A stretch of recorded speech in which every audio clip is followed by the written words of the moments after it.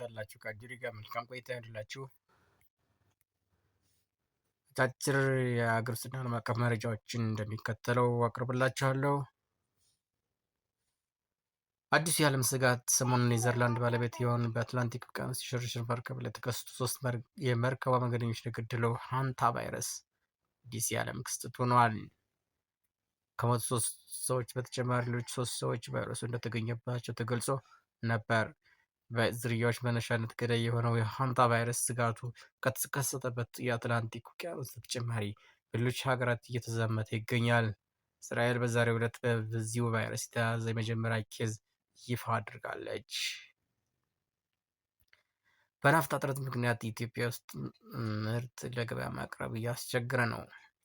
በሺዎች የሚቆጠሩ የንግድና የነዳጅ ጫኝ መርከቦች በኢራን ፍኖተ ሆርሙዝ እንዳያልፉ እገዳ ተጥሎባቸው መንቀሳቀስ ባለመቻላቸው የነዳጅ እጥረት በየቦታው የተስፋፋ ዋጋም እየናረ መምጣቱ እየተገለጸ ነው።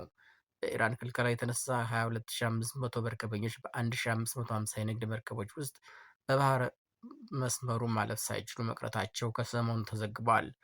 የነዳጅ እጥረት ኢትዮጵያ ውስጥ በተለያዩ ቦታዎች እክሎችን እየፈጠረ መሆኑን የተለያዩ ሰዎች በምሬት እየተናገሩ ነው።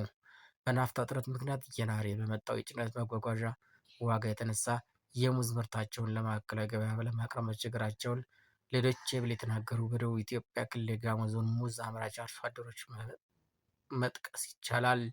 አርሶ አደሮቹ እንዳሉትም ቀደም ሲል ከ40 እስከ 50 ሺህ ብር ጫን የነበረው አንድ አይሱዙ የጭነት ተሽከርካሪ በአሁኑ ወቅት በ4 እጥፍ በመጨመሩ ምርታቸውን ለማዕከላዊ ገበያ ለማቅረብ ተቸግረዋል።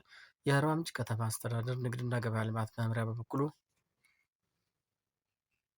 ናፍጣ አቅርቦትን ላይ በሚካሄደው ማጭበርበር ለመከላከል የኩፖን አሰራር መጀመሩን አስታውቋል። የነዳጅ በተለይ ናፍጣ እጥረት ምን ያህል በዕለት ተዕለት የህይወት እንቅስቃሴያችን ላይ ተጽዕኖ አሳርፏል? በያላችሁበት ስላለ ሁኔታ ጻፉልን፣ አካፍሉን። ውድ ቤተሰቦቻችን በአለፉት 24 ሰዓት ውስጥ በሆርሙዝ ወሽመጥ ምንም አይነት መርከብ አላለፈም። የእንቅስቃሴ መቋረጥ የመጣው በቻይና እና በፈረንሳይ መርከቦች ላይ የተሰነዘረውን ጥቃትና ኢራን ለስትራቴጂካዊ የውሃ መስመር ያወጣችውን አዲስ የጉዞ መመሪያ ተከትሎ ነው። አናዶሉ የባህር ላይ መርከቦች ክትትል መረጃን ጠቅሶ እንደዘገቡ እስከ ሐሙስ ረፋድ ድረስ ባለፉት 4 ሰዓት ውስጥ ምንም አይነት ዋና ዋና የንግድ መርከቦች በሆርሙዝ ወሽመጥ አላለፉም። የሆነው የጸጥታ ስጋት በመጨመሩና ኢራን በዓለም ላይ እጅግ ወሳኝ የሆነው የባህር መተላለፊያ ላይ የምታደርገውን ቁጥጥር በማጥበቋ ነው። ባለፉት ሳምንታት በወሽመጡ በኩል የሚደረገው የንግድ ልውውጥ በከፍተኛ ሁኔታ ቀንሷል። ብዙ የመርከብ ድርጅቶች በጸጥታ ስጋት፣ በራዳር ምልክቶች መስተጓጎልና በመተላለፊያ ሁኔታዎች ላይ ባለው እርግጠኝነት ማጣት ምክንያት ጉዟቸውን እየቀየሩ ይገኛሉ። የመጨረሻው እንቅስቃሴ መቆም የመጣው በቤጂንግ የሚገኘው ካይሲን የተባለ የዜና ወኪል ሰኞ ዕለት በሆርሙዝ ወሽመጥ አንድ የቻይና ነዳጅ ጫኝ መርከብ ጥቃት እንደደረሰበት ከዘገበ በኋላ ነው። ይህ ጦርነቱ ከተጀመረ ወዲህ በቻይና መርከብ ላይ የደረሰ የመጀመሪያው ጥቃት ነው።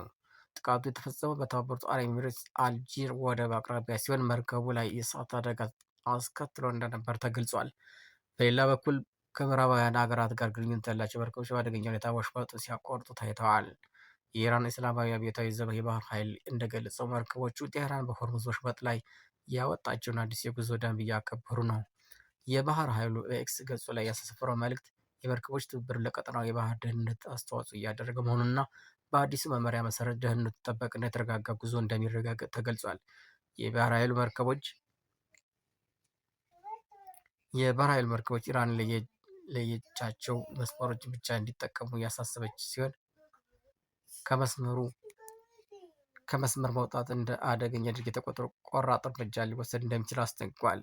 የሆርሙዝ ወሽመጥ የፋርስ ባህረ ሰላጤን ከኦማን ባህረ ሰላጤና ከአረብ ባህር ጋር የሚያገናኝ በመሆኑ ለዓለም አቀፍ የኢነርጂ ንግድ ወሳኝ የደም ስር ነው። የወሽመጡ መስተጓጎል የነዳጅ ተፈጥሮ ጋዝና የተጣራ ነዳጅ ስርጭት ላይ ከፍተኛ ስጋት የፈጠረ ሲሆን ይህም የዓለም የኢነርጂ ገበያ በግጭቱ ምክንያት ተወጥሮ ባለበት ወቅት የተከሰተ ነው።